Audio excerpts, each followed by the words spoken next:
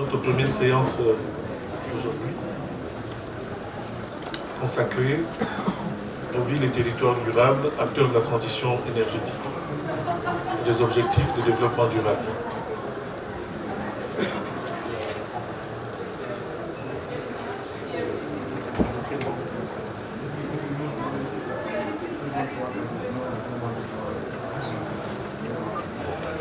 On demande à l'ADEME de se discipliner.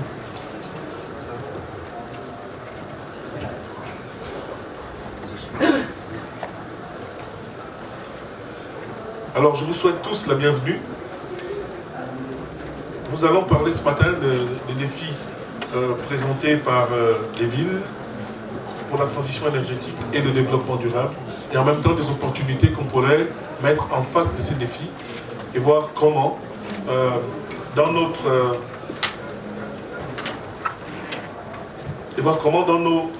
programmes, nous allons intégrer la planification urbaine, nous avons intégré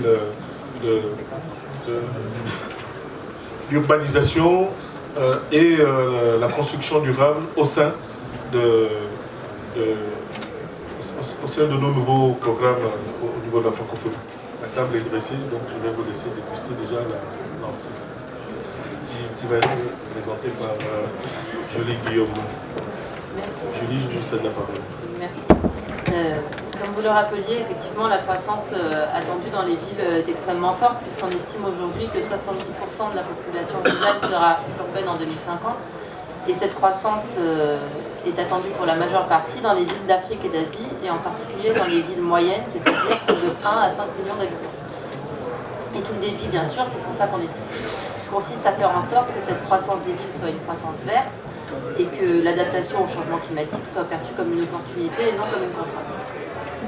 Cela dépendra des solutions technologiques que nous saurons développer et des capacités qui seront mobilisées pour financer les investissements nécessaires. Mais l'autre levier essentiel sans lequel rien ne bougera, c'est la volonté politique d'engager les villes dans l'adaptation au changement climatique. Et les élus locaux sont en première ligne pour porter cette vision d'un développement vert de leur vie.